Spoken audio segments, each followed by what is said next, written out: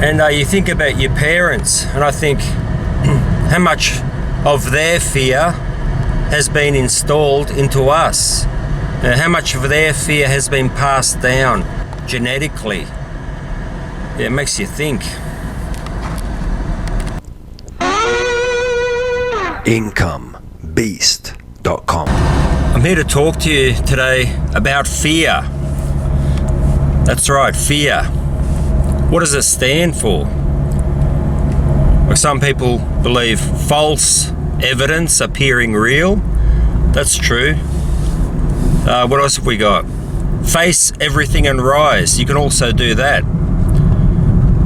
What else? F everything and run. That's a good one, huh? F everything and run.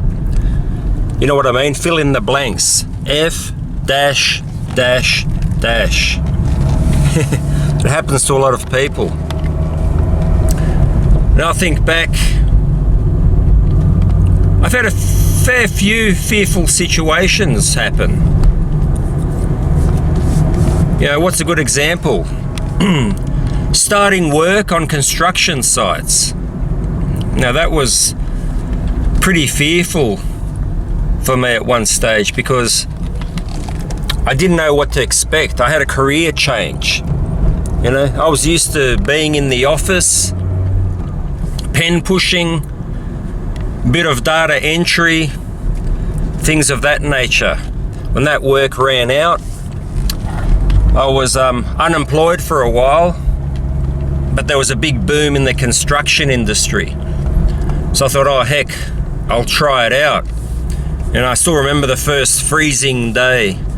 Heading over, I entered the gates, I looked around. It was like primitive. You know, there were people there with tattoos, rough, long hair, swearing, smoking cigarettes, carrying on.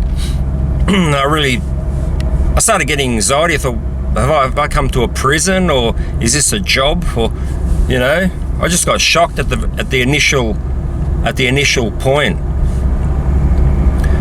Anyway, I started, got my tasks, and I thought, geez, I've made the wrong move. I should have stayed. Look, I was indoors. And then what happened in the afternoon, I made it to lunchtime. It was freezing cold. I couldn't handle it.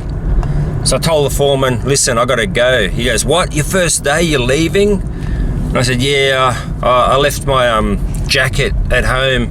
I can't handle the weather. He's like, all right, but next time, bring your jumper. Then as I was driving home, I thought, nah, I'm not going back there. It was just, I started getting anxiety. And at the time I was smoking cigarettes as well. You know, one after the other, chain smoking. So I went to the petrol station, got more cigarettes, went home, told the wife. I said, no, I'm not going back there. She's going, what are we going to do for money? Blah, blah, blah. Then we had 2 kids at the time. I looked down at one of the kids, then I could imagine them, you know, no food, crying. I thought, and then I used that to overpower my mind to make me go back. So you can use those sort of situations. Me thinking about the kids, no food, no toys for Christmas, that actually overpowered my fear and made me go back to work, made me go back to the construction site. And I got through and I was smoking, like, because, you know, with cigarettes, you smoke, it helps push the anxiety back into your subconscious. And that was another problem. Then I made it through the first day, the next day, the next week.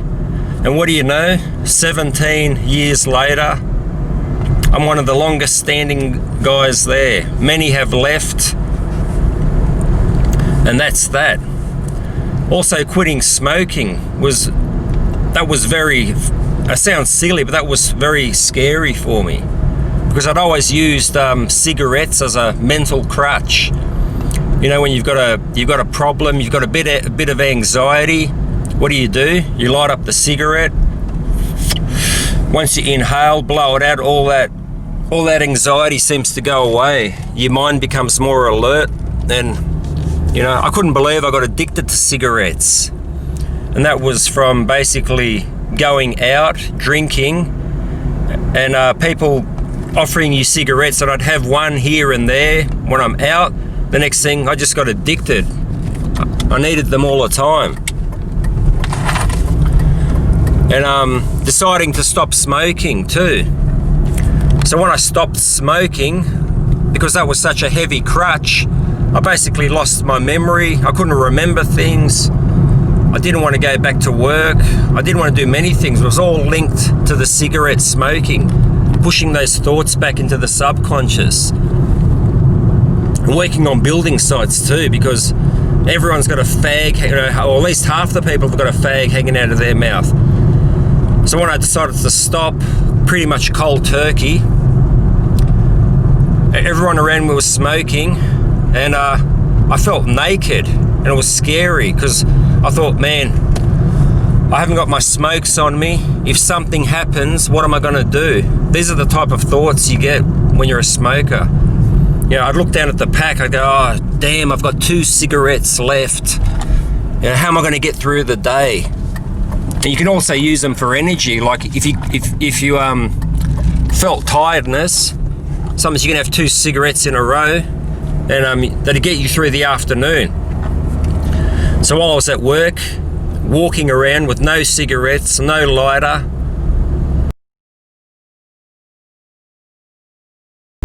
and having something to do with your hands too. That's the other trick.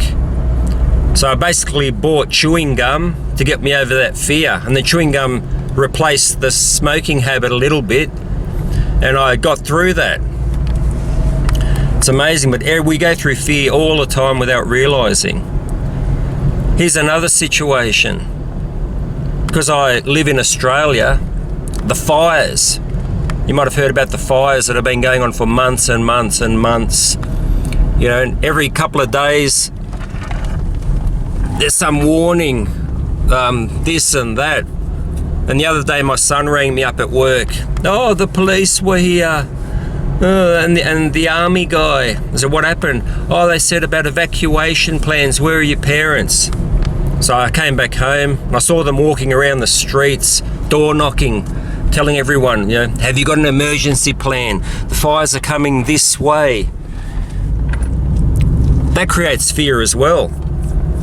Like, it doesn't bother me, but when you see the flames on the mountains, you realise, gee, that's close. Then older people, like my mother, they see the flames and straight away you can see anxiety, panic, everything sets in. Like my mum's got to take, I don't know, Valium, sleep, blood pressure tablets. As soon as she sees the fires, you can see her personality just change and her stress levels just go right up. She cannot handle it. Some people cannot control their emotional states. Now what else we got? Another time when I was scared was something silly. I was in class. Yeah, you got your English class or whatever. The teacher came out and said, you and you, one group. You 3, another group. Sarah, John, Bruno, group number 5. This is what you guys are going to talk about. And it was debating. I said, debating? I've never done debating. And then she said to me, oh, well, you're speaker number 3, Sue's number 2. I said, I'm not doing debating. You know, I've never done debating. Anyway, we all formed our little groups. Everyone's taking notes. I was speaker number 3. Oh, there the fire's there actually. You can see there all the mountains, all the haze. But anyway, I was speaker number 3. And I thought, I'm not doing this. So when the talk was due that week, guess what? That's right, I was sick that day. This was back in year 7, year 8. I would have been, I don't know, 12, 13. So 12, 13, 14, something like that. So I chucked a sickie. I didn't rock up. I stayed home. I told my mum I had a sore stomach. came back to school the next day. The English class, the other groups did their talk. Then my group was waiting for me. Where were you? We're on tomorrow. I said, are we? And then the anxiety and the fear of having to talk in front of the class, you know, it would have been only, I think, for 1 minute. You had to talk for 1 minute.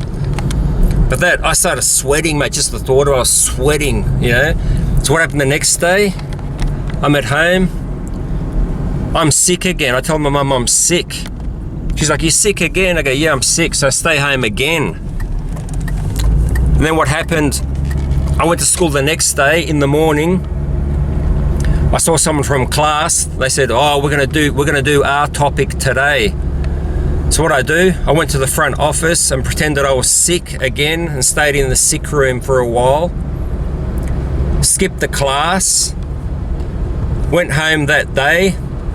Then my mum goes, no, you're going to school tomorrow. What's wrong with you? So I went to school. I was waiting for the bus on one side of the road. Then I started getting the anxiety just thinking about talking in front of the class.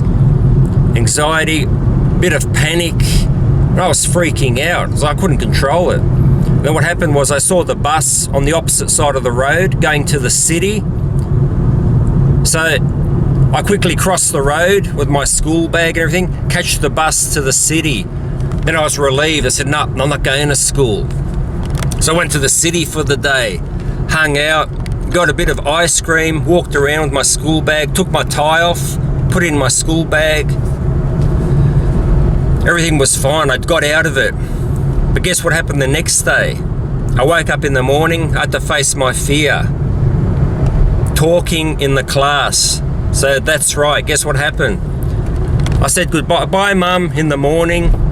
I took a second change of clothes, my tracksuit, some other things. In the morning I walked off to the bus stop. My mum's waving to her, I'm waving to her, see ya. I head off to the paddock. Change my clothes, hide my school bag, and that's right, head down to the bus stop and catch the bus to the city again. This went on for 2.5 weeks.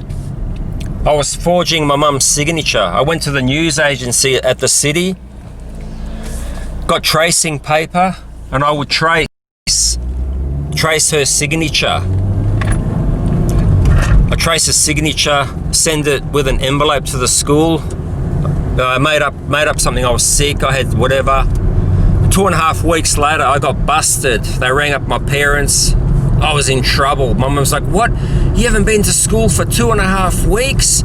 No, she didn't believe it because she'd seen me walking to the bus stop. And I was in so much trouble, had to go for a meeting. And then I was thinking, geez, if I just done that talk for 30 seconds to a minute, this wouldn't have happened. But see, all the trouble that I'd caused just to avoid the fear, what I went through in those 2.5 weeks, just to not speak. So see, it's better sometimes just to face your fear, face it, get it over and done with, and then we can continue our days. Another time at the swimming pool, we've got the towers. You got to jump off level 1, level 2, level 3. I was jumping off level 1, level 2. I said I decided that I'll go jump off level 3 next go. I climbed up the rails, went up to level 3. I looked down. Oh my God, all I could see was tiles. So you couldn't actually see the surface tension of the water. So it looked even deeper than it was. So it was just tiles. I turned around and said, I'm going back down. And then I turned around, there's people lined up waiting for me to jump. Nah. So I hung onto the side and I was pretending I'm waiting for my friend. I'm going, oh, I'm just waiting for my friend to come up so we can jump together. But I was just lying because I was scared. Fear overpowered me. I was stunned. I couldn't do anything. So I was waiting. I think 5-10 minutes went by, and people were starting to get suspicious. I looked down again. How am I going to do this? I can't go back down the ladder. And then what happened was I saw this little kid. He would have been, I don't know, maybe 9 or 10. He just walks up to the edge, looks down, whoa, he jumps off. And I thought, what the heck? That little kid can do it, I have to do it. So then I went to the edge, just looked down, then I just overpowered myself and just jumped. I could hear the wind, whoosh, whoosh, and I made it to the water. And I thought, that was ridiculous. What held me back? You know, it's amazing what fear can do. So I overcame the situation. False evidence appearing real. That's what it is, most of the time. So I've got that. You can F everything and run.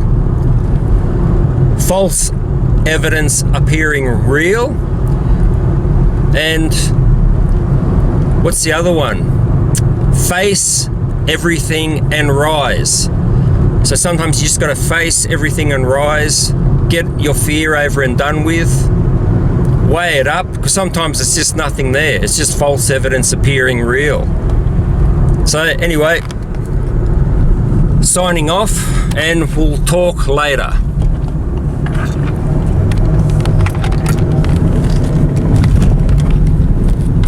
Now, thank you for watching or listening. Now, I hope this content has helped you in any way, shape or form. You know, maybe it's triggered an idea. Maybe it's motivated you or inspired you.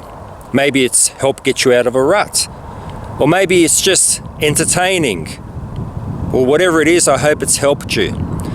Now listen, I'm just your average construction worker guy with a family who, you know, lost his way working for a living, slaving away 6 days a week, instead of creating and designing a better life for myself. A life of happiness and freedom. Now, if you'd like to follow me on my journey, or simply connect further, then go to my blog, incomebeast.com. That's incomebeast.com. Or you can simply click the link in the description. This is Bruno signing off, and I'll speak to you later.